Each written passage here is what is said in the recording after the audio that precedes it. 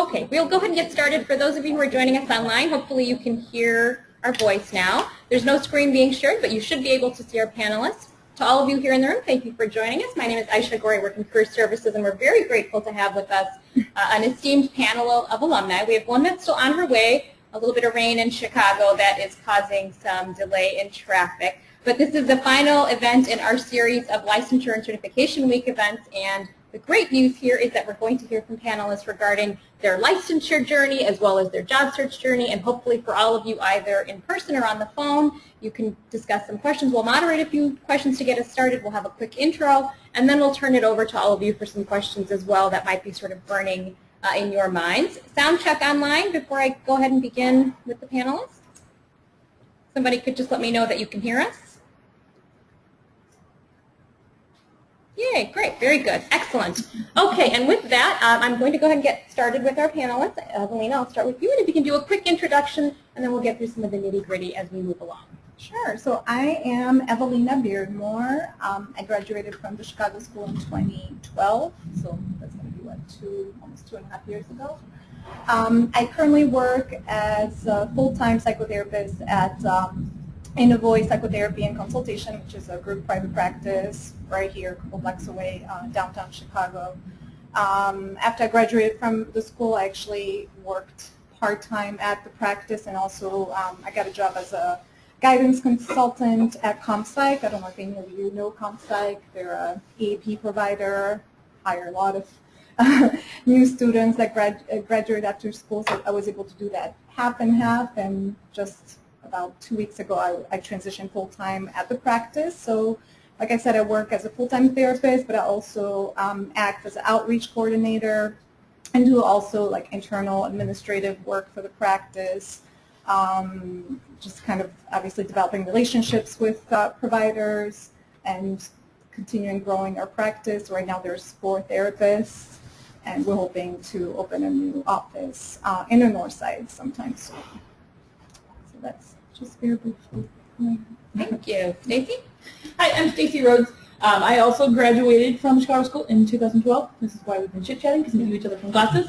I'm currently at Metropolitan Family Services, which is a community mental health agency. They've got, I think, 8 locations in Chicago and in the suburbs. I'm working out of the Palos Hills and Blue Island offices, and I'm specifically working for a grant-funded program that we only see clients who have recently been psychiatrically hospitalized and don't have health insurance. So we're their connection to outpatient mental health treatment, which we're seeing the whole gamut of age range of adult and the whole gamut of the DSM as well out there.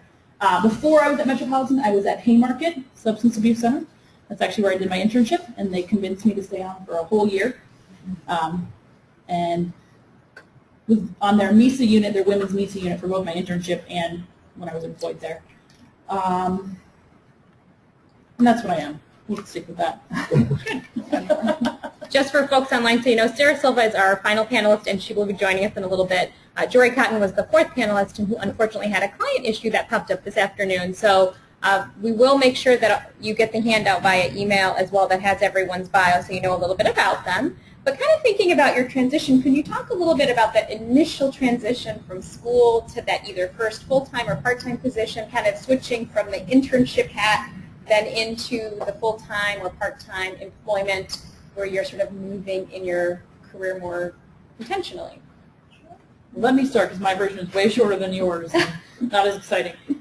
So when I was at Haymarket as an intern, if you don't know Haymarket, they are always looking for counselors, and they very strongly encourage anybody who's interning there to work there. So I had a week off from being an intern to being a full-time employee, and essentially job duties didn't change, you just got more of them. So mine was really easy to begin with. Great, thank you. So for me, it was definitely more complicated than that. I was an intern at C4, which at the time was Kids Health Center, working with sexual assault survivors. That program actually ended. It was integrated into C4, and basically C4 was only hiring interns, so I wasn't able to be hired as a full-time therapist. So I was just kind of, after graduation, kind of left out there in the world of looking for a job, and it was a pretty stressful time. I mean, I started thinking about it. I thought it was way more than a month. I mean, I found a job within a month, but it seemed literally like 5 months. I'm a very anxious person, so right after graduating, I mean, I became extremely aggressive with the job search. So not only sending my resumes, I mean, I probably applied to like 50 jobs, and I never got really an interview. I had some interest, but never really turned out into anything like through applications. So I was like, well, I'm going to start networking. And at the same time, I thought, well, maybe looking for some volunteer opportunities. Because I'm like, you know, you become a volunteer therapist, maybe that will turn into something. So I was really interested in working with trauma survivors. That was my background at the school. So I started volunteering as a therapist at the Kodler Center. I don't know if any of you know, they're part of, Heartland Alliance, and basically they work with refugees that are survivors of torture. So I became a therapist there, working with French-speaking clients. With that experience, at the same time, I decided I'm going to do a lot of workshops and trainings. I did a 40-hour training, a DV training. I'm like, you know, as much as I can be in the field, the better it's going to be to develop relationships. And little by little, word to mouth, I heard through actually Urban Balance, which is a big group private practice. I met the owner who told me about the practice owner at my practice, that she was expanding her practice.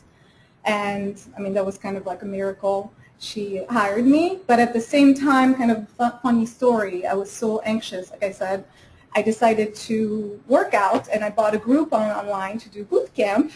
And so I was like, I need to get all this energy out, and like I said, I was like telling everybody that I'm looking for a job. And at boot camp, they partnered me with the HR manager of ComPsych, and she was telling me that they always look for, you know, counselors. And I said, okay, why not? I don't know if that's the ideal job for me. I mean, it's phone counseling.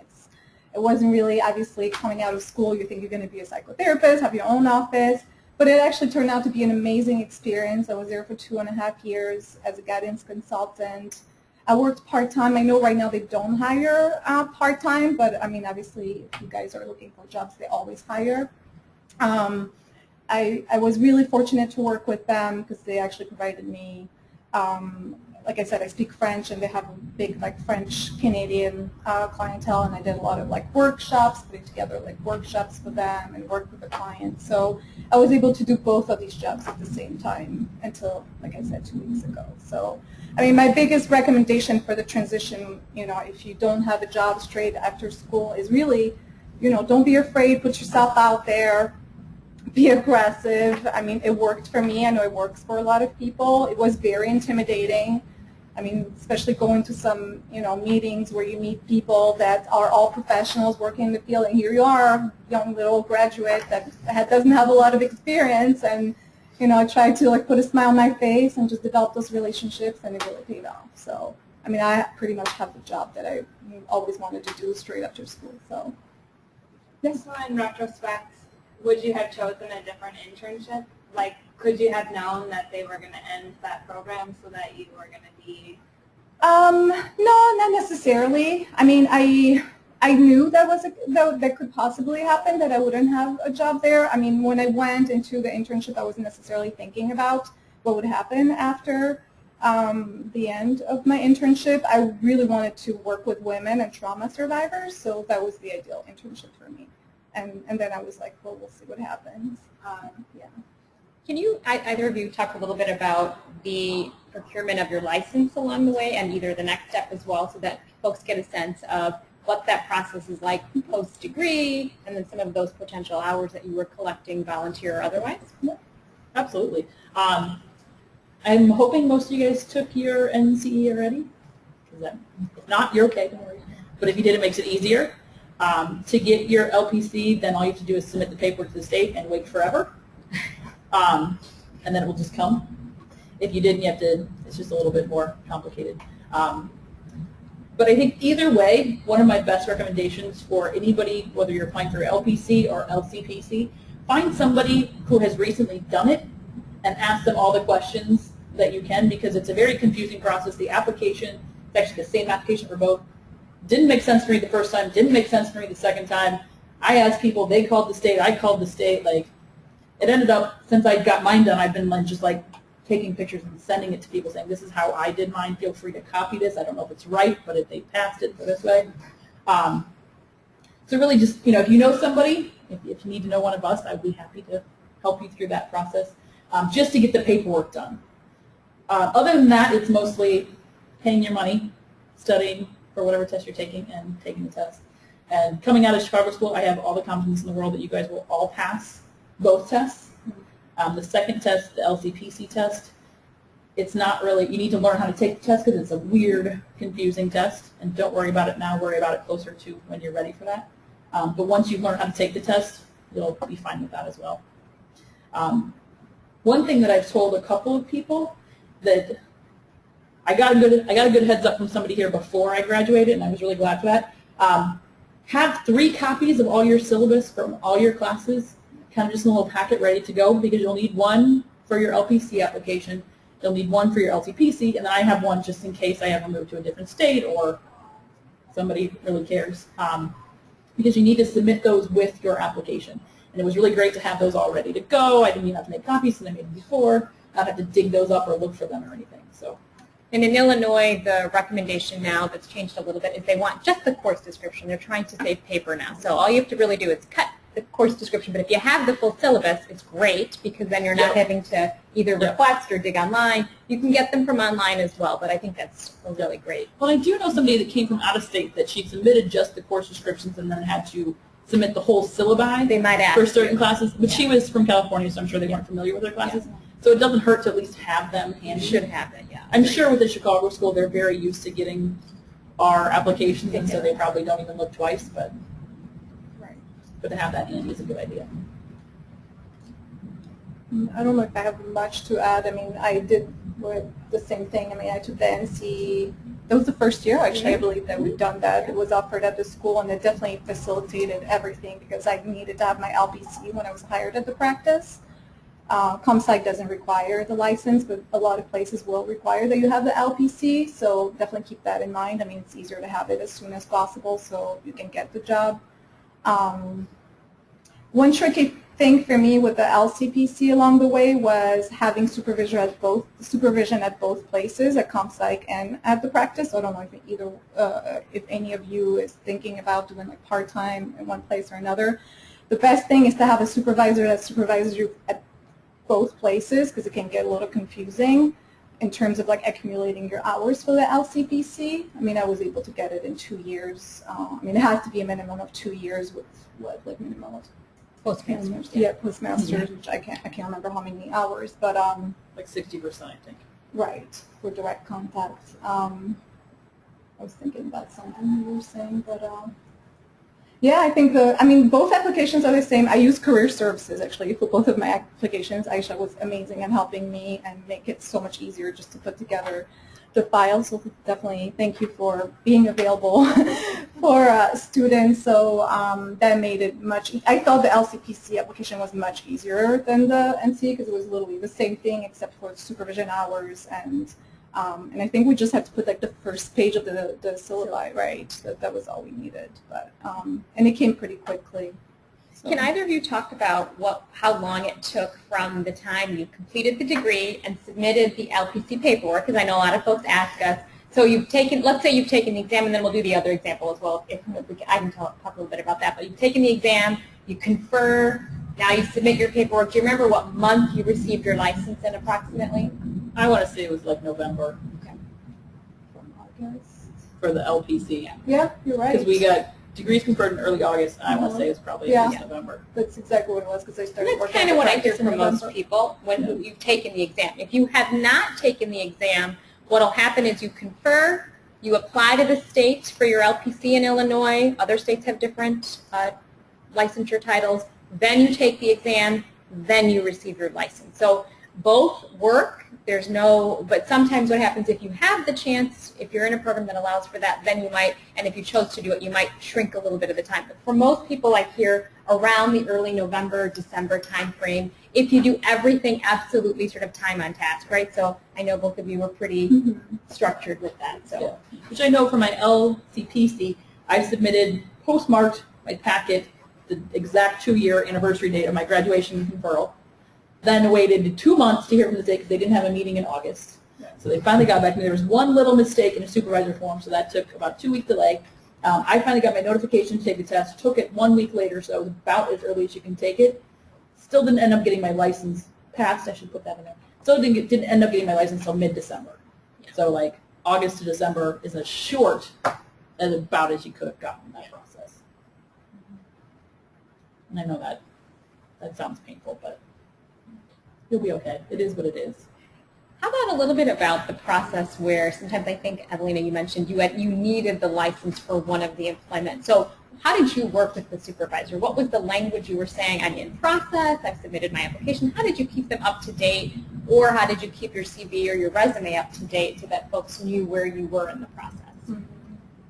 Can't remember about the CV, but yeah, I mean, the language with the supervisor was just, I mean, I let her know that I already took the test through the school. All the paperwork was already sent to the state, and it was just a matter of waiting to get the license. And I mean, I was updating her. I would call the state all the time, and just, I mean, you can actually see online before you receive the license if the license has been printed and created. So that's something that you can do. Just go on the IDFPR website. That's a good way to, because as soon as it popped up, I was able to send that information to my supervisor, and she felt comfortable having me be on board. I know that actually we hired another practitioner afterwards, and she agreed to actually have her start working under her license, even if she didn't have the LPC, because she also knew that she had all the process taken care of. She had passed the test. So it's also something, you know, if the test is done, if you know that the paperwork is in, I mean, they usually trust you.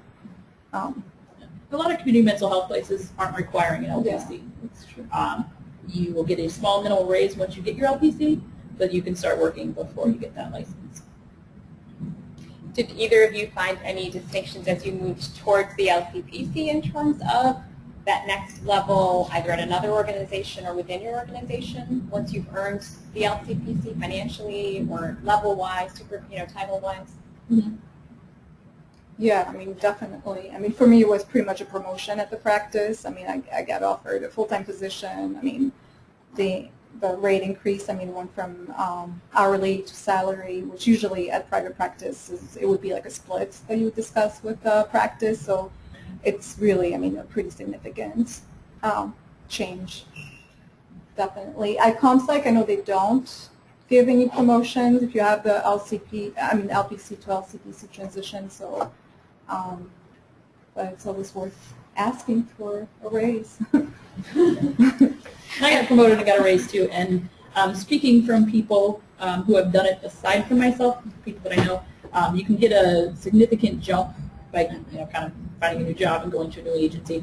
Because I'm in community mental health, because we only bill the state Medicaid, I know I'm a grant-funded program, but some of my clients do actually get Medicaid, and we go through that. Our salaries are more limited, but then once you get that LTPC, then you are able to bill private health insurance. So there's an opportunity there, and then there's an opportunity for a much bigger salary increase with that.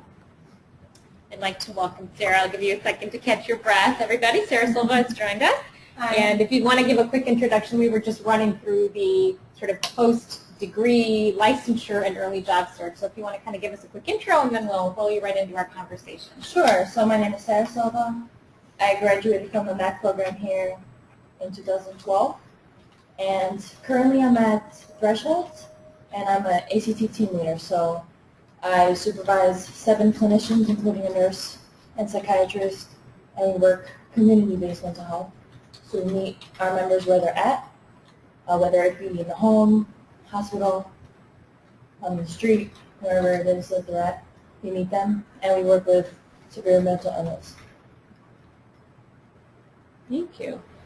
Anything you'd like to add about the transition from when you left the program and transitioned from intern, practica experience to your initial kind of career search? You learn a lot, I think, very quickly about management in different sites are very different. Making sure that you get your supervision, just making sure that you follow up on everything that you sort of learned here and to follow through, I think is important. Making sure you get your training hours and you stay up to date on things, whether it's things that you're interested in or just specific areas related to your job is important, I think. Great. Any questions from the group about licensure and the job search, and then we'll kind of, I have a couple questions online as well. Yeah. Evelina, yeah. You talked about the split with the private group practice. Is that something that's typically, this is a group practice saying this is what we always do with clinicians, or you bring it up, or how does that negotiate? Honestly, every group practice, I mean, you know, when I went into negotiation with my, obviously, with the owner of my practice, I kind of talked to different colleagues that I know in different practices. Everybody does it completely differently. So I think that, I mean, there is kind of a standard in the industry, but in the end, I think it really depends on your experience, you know, kind of what you bring to the table. I would say the size of the practice, too. I mean, if it's a big practice, you're not going to have that much room for negotiation unless you come and you bring something that other people don't have. I mean, think about it. When they are group private practice, a lot of times they are private owners, so it's really, they do pretty much whatever they want. I mean, they want to keep something consistent, so it's not kind of all over the place, but like I said, from anyone that I heard, it's kind of all over the place. Yeah. And it's, I mean, it depends if it's 1099, if you're a full-time employee, if you're on a W-2. So there's all kinds of combinations that are possible. I mean, it was the same thing in my negotiation that we talked about, you know, whether I want a salary position, whether I want to be independent contractor, whether I want a hourly W-2. I mean, I had all kinds of options, and I had to think about what was the best option for me.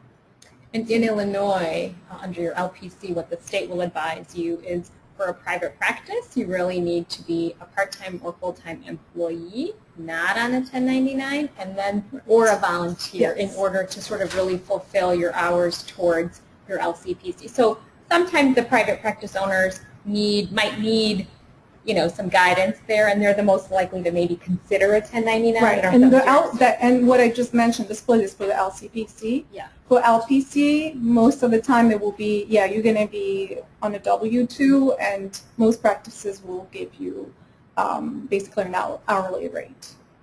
Yeah. So. Many of you talk about, we sometimes get a lot of questions about tracking your hours. So that whole tracking the hours towards the two, and you know, it's about no less than 2 years post-master's, and that master's timeline is tied to your conferral date. So it has to do with when your degree has conferred. At that moment is when your timeline begins. Now, most of us don't start a job the day after our degree confers, but sometimes you're lucky enough to do so. So post-conferral is when your 2 years begins if you meet the minimum. You can do it in longer. There's no minimum. You don't have to do it in 2 years. But can you talk a little bit about how you tracked your hours? Did you use a particular process? And what that supervision experience was like in terms of collecting supervision and having the right supervisor? I think coming out of Chicago school and coming out of internship and having internship being very much counting every single hour and which ones are direct and which ones are indirect. When I first started working, I was like, oh my gosh, I need to do that as well. However, when I did my LPC application, I realized that they never even asked for that. And then when I looked ahead to the LCPC application, I realized that they are looking for an average of hours per job per supervisor, so clinical supervisor. So I never actually tracked my professional hours. The idea being that I made sure that I was seeing my supervisor for clinical supervision once a week for an hour. In both my jobs, I've had opportunities to have much more supervision than that often during the week, whether it's group supervision or doctor staffings or whatnot. And otherwise, I kind of just was doing my best to make sure that I was seeing, I think it breaks down to like 60% direct client hours. Mm-hmm. So when I got under that, I started getting nervous, and I said, hey, supervisor, help me find more clients. And when I got over that, I was like, oh, good. And kind of just did it by that. With that idea, one thing that I did that I would recommend not doing, I waited until I did my application and then had to track down all of my old supervisors and was like, hey, how was this form? What do you remember? So if you get a chance before either you or before your supervisor would leave a job, it might be a good idea to have them complete that form with you. It wasn't hard for me to track down my supervisors, but I had 3 in 2 years, so. Yeah, I'm doing the same. I currently still have my LPC, and I've had a few jobs since I graduated, and so from the one that I was with for a year, I already have the form in my house that's signed with all the hours, so I just have to wait until I should have about have enough right now for my LCPC, but it's definitely important to do that ahead of time. And I didn't track my hours. Yeah, that's a great practice, and we hear that sometimes from employers who are, because the supervisor can change, you can change jobs, you can have more than one job, and a good practice is if you know your supervisor is leaving or you're leaving an organization, is get that form filled out. It does not have to be filled out the date that you're submitting your application. It can be pre-filled out. You know, we also have situations where supervisors move, or sometimes people, you know, it's a challenge, so making sure that you've stayed on top of your supervisor. The state will require that of you. So in other words, if your supervisor moves and you don't know where they are, you need to get somebody to be able to verify those hours. They're not going to, you don't get a pass because your supervisor moved or you guys aren't talking or something to that effect. You know, it's really imperative that you have that good relationship and get the form in advance if you can. And also something, I mean, the way the application is that the supervisor will fill out the weekly hours. So, and it has to be, I think, 35 hours total a week. Even if you work more, the state will not will not accept more than 35 hours a week. That's also so I think what you mean in the sense that the state won't allow you to finish it any less than, so right, those 3,360 hours, if you happen to be, it's based on a 35-hour work week, but if you happen to be working 40 or 37, you can't get your LCPC any earlier than those 2 years. Right. Most people, and I think you all are some good examples in terms of a little variation, but most people end up within that 2 to 3 year mark unless something has gone differently or they've, you know, not gone about the employment in the same way. The other thing is once you have an LPC in Illinois, and I don't know if any of you ladies did this, once you have an LPC in Illinois, even volunteer hours, so long as you're receiving supervision, can contribute to those total. So let's say you started working a little bit later, but you have an LPC, and so your hours, you might have been a little behind for that 2 years, you could supplement them with volunteer hours. And again, to Evelina's point, and I think you were saying this earlier, you just need a supervisor. That supervisor, provided that they meet the criteria, LCPC, licensed clinical psychologist, licensed clinical social worker, or licensed clinical psychiatrist in Illinois, can serve you in, you might have 2 jobs. So it could be one supervisor providing you supervision for both if they agree to that. Right. Sometimes you end up with 2 supervisors. It really depends how it works. But so long as you're getting that, the supervision, it can be volunteer, it can be part-time, it can be full-time, or some combination. And actually at ComPsych, they offer group supervision, something to keep in mind, like that still works. I mean, they will sign up on your hours. There was some, there was some concerns about the fact that it's phone counseling, if the state will accept it, but everybody that works at ComPsych and gets their license with that. So, you know, if you end up working there, don't be worried. It will still go through. So yeah, they do group supervision, so you'll be basically with like a group of like 5 other counselors and talk about cases, which is actually a great way because I feel like it's kind of like consultation at the same time as supervision. Any other questions? We have a couple more that we can run through unless there's questions online or in person. A common question that folks ask. Oh yeah, go ahead. If you could go in a time machine and go back to being a student with the brain you have now, what would you have implemented in your student life that you learned now that you didn't know back then? Implemented in student life sounds like more self-care, but I don't feel like that's what you're asking. I'm guessing you guys already know that. I mean, it could be self-care. Maybe you realize now that I take care of myself now better than I did back then. Or could it be a process of your work every day that you felt you didn't learn when you were in your class? I would say time management, and I know in grad school time management is very key, but it's limited. So school is only, depending on your program, 2 to 5 years, right? But let's say for me, I work ACT, so ACT is 24/7. Those of you who don't know, and so because I'm a supervisor, I'm technically on call at all times. So sometimes I'm trying to do paperwork from, let's say, the day prior, and a crisis occurs. I need to be able to manage my time and to delegate, be flexible, things like that. So I would say that one of the things that I've learned is to be able to manage my time better, different tasks that I do. Because aside from clinical work, I still have to manage a team and lead a team, and I'm involved in the hiring process and all that good stuff. So it's a lot of stuff to manage.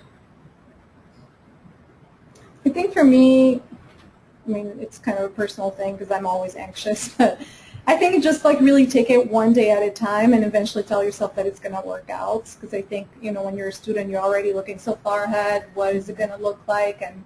And like I said, I mean, I ended up not having a job after school and still being in the field, meeting people, and it worked out. And I'm like, now, you know, 2 months after having my license, I'm the happiest I've ever been. I mean, this is like a dream come true, and I never thought that would be the case. But I remember throughout 2 years of school, I was always worried about what is that going to look like. I mean, it was a career change for me too, so I was definitely like, is this the right thing or not? And it works out. So yeah.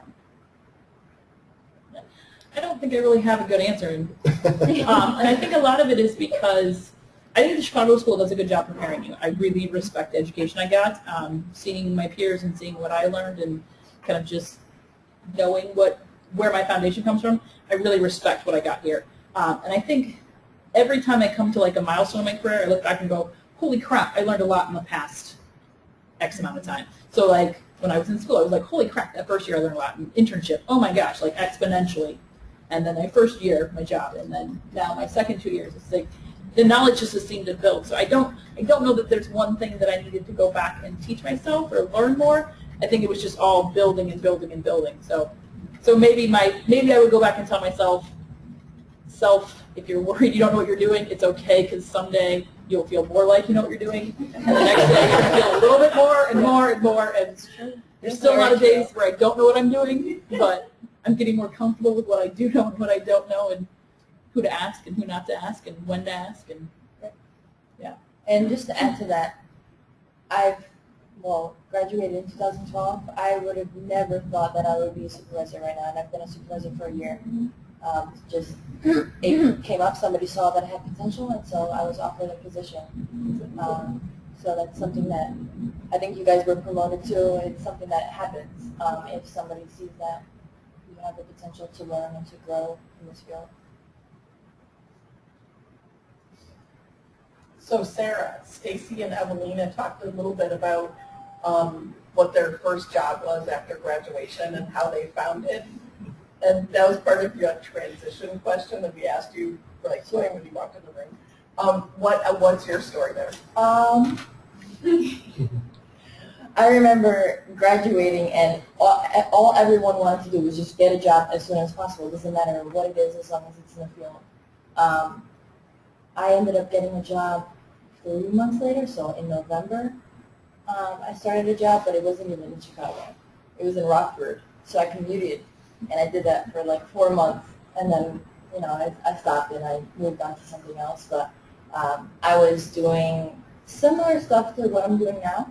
I was working at a triage center, working with people that were always in crisis, and so I would have to hospitalize people or go to the hospital to do crisis assessments and then hospitalize people. So working in a more crisis area, and I've sort of just built on those skills, and then I did some community-based mental health, individual and group counseling, and now I've combined individual and some, I don't really do groups right now, but more individual crisis-related stuff, and I really found that I really enjoy community-based services in addition to being a supervisor. So I love my job. I could talk about it all day long. I love it. Wow. Thank you. We have a question from online. Can any of you talk a little bit about what is a really stressful part of your job, and then sort of what's the best part of your jobs? I mean, Sarah might be a good transition since you said how much you love your job at the moment, but what are some things that are challenging? My job is still challenging, and I'm still learning how to even do it effectively because there's so many parts that I don't even know. I've been told by supervisors that I need to delegate more. I'm doing too much of the stuff on my own, so that's something that I'm still struggling with. And I don't know if that's because I don't think that other people on my team are able to do it, because I know that they can, but I just feel better if I do it on myself. I would say sometimes working with staff and their flexibility is difficult for me. Clinically, I don't really have any problems per se. I always consult with my supervisor. I still do. I really enjoy seeing the small progress that people make. As a part of my job, we help people move out of nursing homes. So that's always a fun and exciting thing to see somebody who didn't know how to manage anxiety, didn't know how to live in the community, is now able to move and successfully live in the community is something that's really rewarding for me. Just seeing everyday sort of struggles and seeing how people progress is really cool. Because I work in the community, I'm also able to do like in vivo exposure stuff. So I have a member that has agoraphobia, and so sometimes we'll go to the grocery store, to the coffee shop, and we can talk about his right in front of me anxiety and how that works. So there's a lot of creativity with my job, and so I also love that, and I also love training new hires as well, finding new people and training them to do the job that I do. I really love my job too. I'm also a career switcher, so I was pretty confident when I went to school, but it was a big switch. I used to be a graphic designer, so there was still some doubts. But day in and day out, I find it when the doors close and the client's in front of me, I really love what I do. I think my best days, my worst days, my biggest stress, my least amount of stress has nothing to do with the client's level of need or the client's symptoms, or whatever's going on with them. It's always myself, and I could have probably told you this about me from previous careers, that I am more comfortable, I enjoy my work more when I feel like I'm confident.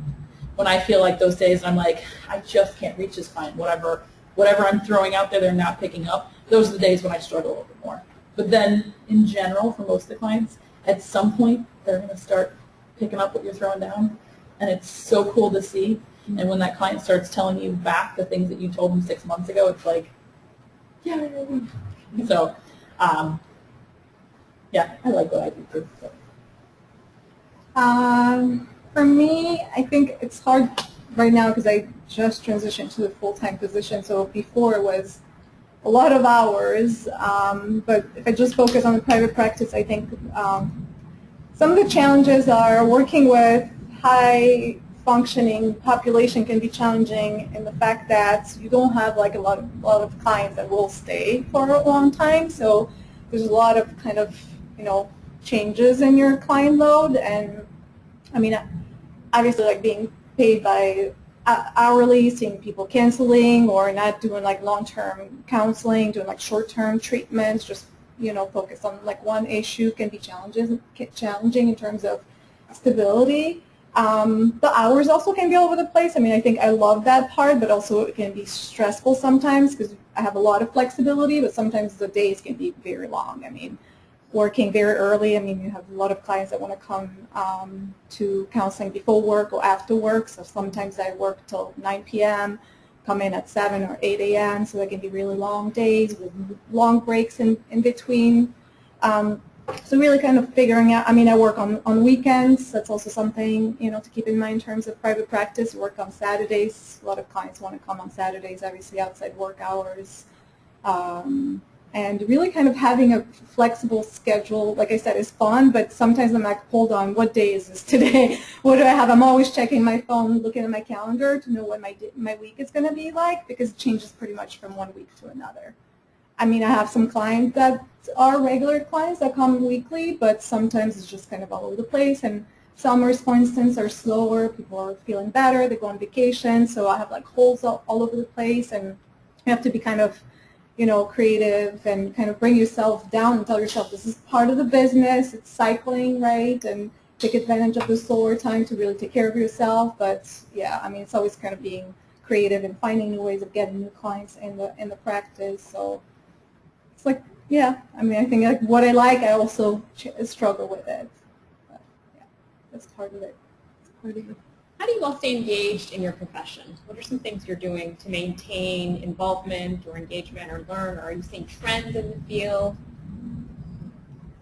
One thing that I do is Thresholds has a bunch of different committees. So I'm on the safety committee, right? Safety work group right now. So we're in the process of doing better at compromising a better risk assessment and ways to develop the safety risks and exclusionary criteria for members that we probably shouldn't be serving. And so that's something that I have been doing. We also have a lot of conferences and trainings that their Threshold is very into clinicians moving forward and to grow as clinicians. And so there's a lot of conferences and trainings that I go to all the time, in addition to online stuff. So like recently I was at a leadership training for being a manager. I did another training for team development. Last year I was at one for like substance abuse and homeless population. So I'm always doing trainings. But I think that's also comes with the culture of each job. Thresholds is very much about people learning new things. Which I would say the same thing. I think training is a lot for it. And I think you probably could have guessed from my last answer that when I feel like I'm not confident, I'm always looking for something to make me feel more confident. So a lot of trainings. And I've really sought out trainings in areas that I didn't think I was interested in, but the client was in front of me, so I was like, oh crap, I have to learn what to do. And have found some interests that I would have never guessed that I was going to go into in school. In my current job, probably about a third of my population comes to see me in some state of active psychosis. And so learning to work with that population, I've gotten a lot of good training on hearing voices, which is a new trend kind of coming out of the UK and Denmark, working with clients who are actively hearing things and using their psychosis, the content of their psychosis, to really better understand them and themselves, and kind of almost a very short version of it, doing dream work on psychosis. And that's led to some really interesting things.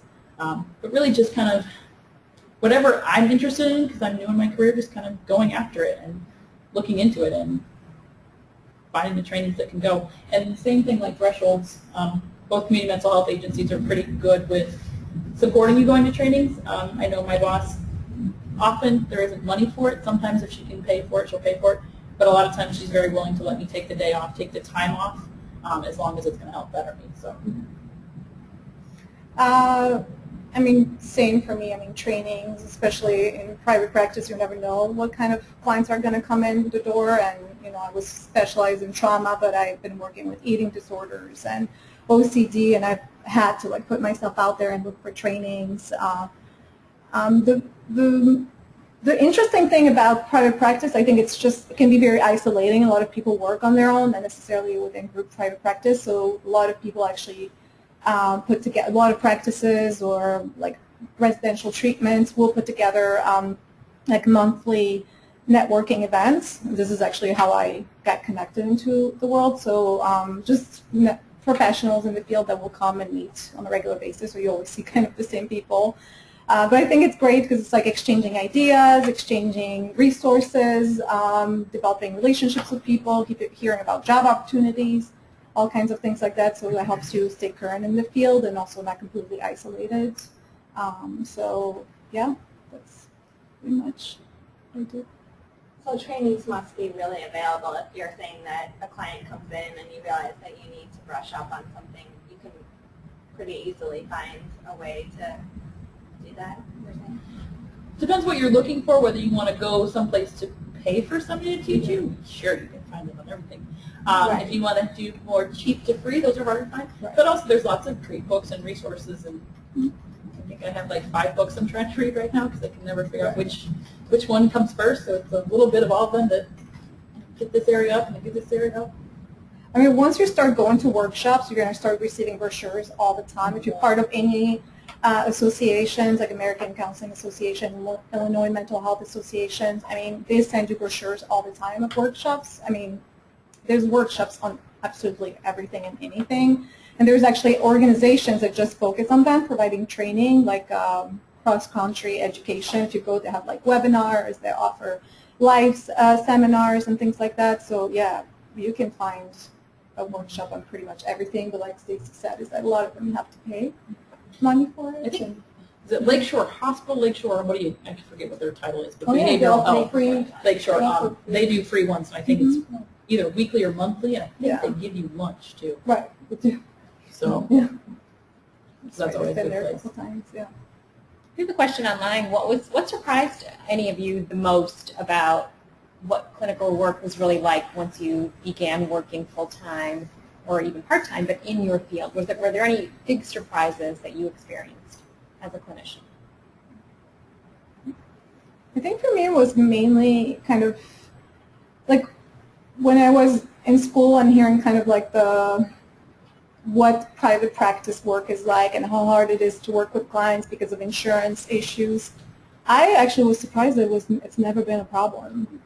I mean, I don't think I see clients who use insurance all the time and we're able to provide treatment without any, some insurance companies do have limitations, but most of them, it's unlimited sessions, and I was really kind of concerned about that because obviously based on insurance, that's how you get paid, and also kind of like the freedom. I mean, in private practice, you have so much freedom in developing your skills. You come with a set of skills that you learn in school, and then how much freedom you have in developing additional tools. Like I said, I mean, I feel like I'm an eating disorder specialist now because of all the trainings that I received and all the clients that I worked, and that's been really kind of an amazing experience. I never thought that I would learn so much and kind of adjust yourself and be flexible and learn new tools and develop new specialties. So that's been a really kind of cool experience.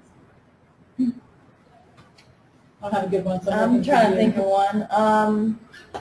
Surprised. I think something that I also sort of learned when I first went into my internship in grad school was that therapy is not always cut and dry.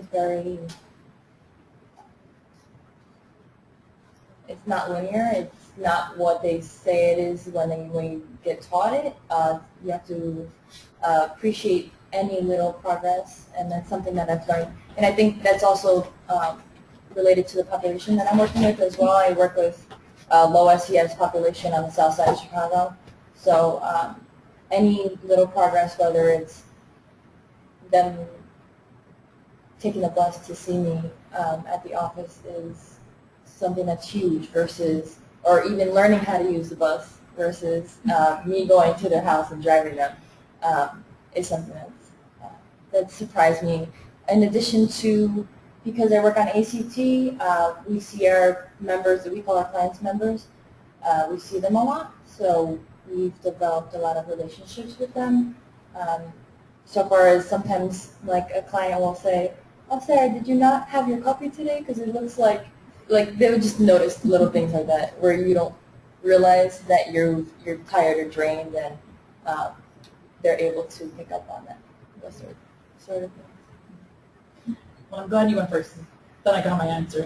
Very much similar to yours. I think the one thing that school does a great job at is really preparing you for more of the higher functioning, but kind of seeing some of those, somebody truly manic, somebody truly psychotic, somebody in your office like this. Those were kind of the surprise ones for me. And I can remember some of my first clients, and I was like, crap, what do I do? But a lot of that is just, it's more once you've seen it and you realize what it is, and then you're like, oh yeah, I know this, I can do this, I can handle this.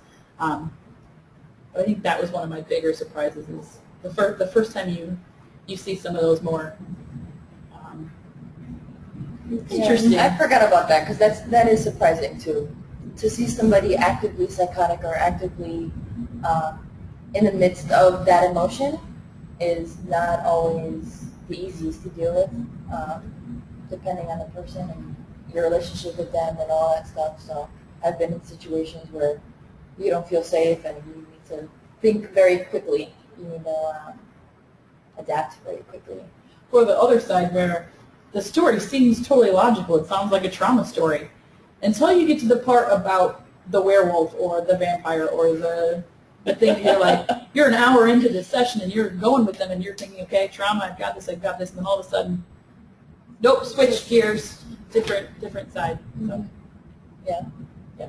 Right. Or Not somebody normal. can appear to be lucid and then 20 minutes into the conversation, they're very delusional about everything. And so that's something that you learn as you go. Other questions in the room? I'm wondering, I guess I would call these work boundaries. I don't know. Sarah, you already said you're on call like 24/7. I'm in my internship and I'm in a private practice, and my clients email me or text me when they want to, basically. And I know that's not really normal in your internship, but I guess I'm used to it now. What's your availability like for the two of you in terms of your clients, and do they only reach you during working hours, or how does that work for you? Well, I'm in an agency, so I am only there, and generally most days I only work 8:30 to 5, and if I'm in session with a client, I'm not answering my phone. All my clients understand that feel free to leave me as many messages as you want. You're never getting my email. You're never getting my personal cell phone. And I will get back to you within 24 hours. And I do that when I have time. So, Okay. which sounds really mean and strict, but I am nice to my clients. I do call them back, and I do like them. And setting boundaries with clients. No, I mean, clients obviously contact me all the time, but I think because they are so high functioning that it's not necessarily, I mean, I've had to handle some crisis calls, especially working with some trauma clients that will be triggered or something that will need to do a quick phone check. I mean, I think also with HIPAA, one of the things that is, when the email, I make it clear that I can send an email back with, telling them what to do. If they are suicidal or something, obviously call 911. But if there's kind of something that we can address, I mean, I always say I'm available within 24 hours, but if there's an emergency to, call 911, which is kind of, I think, the luxury of working in private practice, is that you don't take so much responsibility making sure that you direct clients, to emergency services. But overall, I feel like that's part of kind of that flexibility, right? Is that you see clients kind of off hours and they're going to be contacting you. I mean, I have like a load of 25 to 30 clients. I don't think it's ever been like an issue that I can't really manage responding to like emails outside hours. I mean, I feel like it is part of the nature of the private practice work. I know some counselors are more strict and they're like, let's wait till the next session to talk about it. I'm a little bit more flexible about that. So.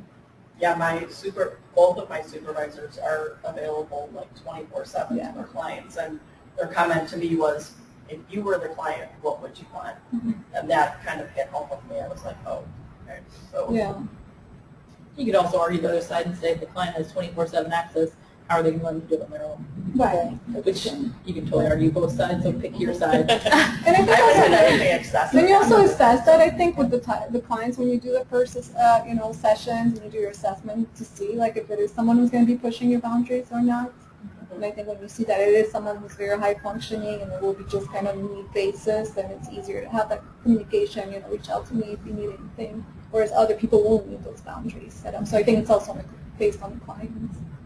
I'll also answer that question. So the luxury that I have is that I work on a team. So I'm on call for my staff 24/7. Okay. But for the clients that I serve, we actually have a crisis phone that rotates every week. And so anytime after hours, whoever has that phone is obligated to answer the phone. And that's a separate phone. That's a thresholds phone. That's not their personal cell phone. So that's something that we do, and then let's say if I'm out, somebody else can answer it, or we also have a team line in addition to our own separate lines, so anybody can answer any question at any time, unless they specifically ask for me, of course. But it's something it's great to also have a team because you have other people to share responsibilities with. I want to respect everyone's time, but maybe if there's any burning last question. All right. I don't know if any of you would be interested in sharing your contact information with folks who ask. If I get that follow-up question, you can let me know if people are open, and then I can either make the connection or provide your information if that's okay with you. I really want to thank you all for spending so much time with us and sharing your very, I think, clear and personal and informative experiences. I think it's very beneficial for all of us to sort of hear the story and then be able to think about where we might be in that process. And I thank you for taking time out of your day. So thank you very much. Thank you. I don't know if there's a question here. Let me just keep